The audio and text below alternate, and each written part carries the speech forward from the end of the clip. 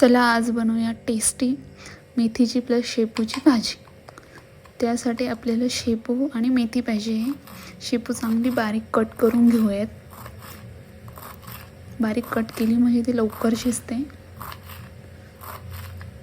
चांगली बारीक कट करून घ्यायची आपल्याला शेपू। आणि मी मेथीची भाजी अगोदरच निवडून ठेवलेली आहे। दोन्ही व्यवस्थित मिक्स करून घेऊयात। मिक्स करून चांगली धुवून घ्यायची आहे आपल्याला। त्यासाठी आपल्याला पाहिजे एक कांदा चांगला बारीक कट करायचा आहे। आपला कांदा बारीक कट करून झालेला आहे। आता आपण लसूण सोलूयात। लसूण जास्त घ्यायचं आहे आपल्याला, म्हणजे भाजी एकदम छान लागेल। लसूण पण आपल्याला बारीक कट करून घ्यायचं आहे। लसूण आपलं बारीक कट करून झालेला आहे। आता आपण हिरव्या मिरच्या कट करूयात। थोडे जास्त घ्यायच्या, म्हणजे थोडीशी तिखट झणझणीत पण झाली पाहिजे, भाजी छान लागते मग। मिरची आपली बारीक कट करून झालेली आहे। आपण भाजी चांगली धुवून ठेवलेली आहे। आता आपण घेऊया कढाईमध्ये तेल टाकूयात। तेल तापू द्यायचे। तेल आपलं तापलेलं आहे। आता त्यात आपण मोहरी टाकूयात, जिरे टाकूयात।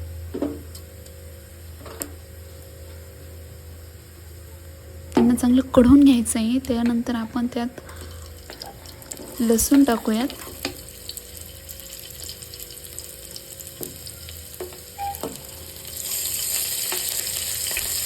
लसूण टाकून झालेलं आहे। आपण त्यात आता मिरची टाकूया कट केलेली।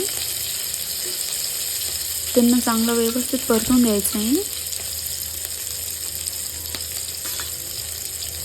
व्यवस्थित कमी गॅस करून व्यवस्थित परतून घ्यायचं आहे आपल्याला लसूण मिरची।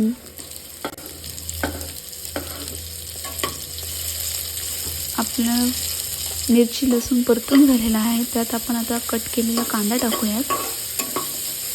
कांदा पण चांगला परतून घ्यायचा आहे आपल्याला।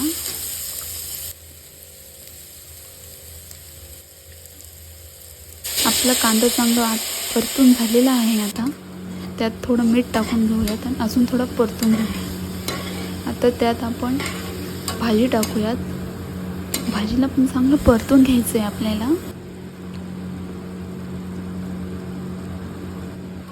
भाजीचा असा खमंग वास येतोय, बघू शकता तुम्ही। भाजी शिजण्यासाठी थोडं पाणी ॲड करूया त्यात। आपल्याला भाजीत टाकण्यासाठी भाजलेले शेंगदाणे घ्यायचे, ते बारीक करून घ्यायचे मिक्सरला। आपली भाजी शिजलेली आहे। आता त्यात आपण बारीक केलेले शेंगदाणे टाकूयात आणि चांगलं परतून घेऊयात भाजीला। मग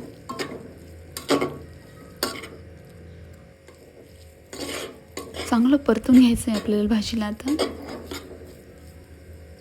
भाजी आपली चांगली परतून झालेली आहे। तुम्ही बघू शकता भाजी कशी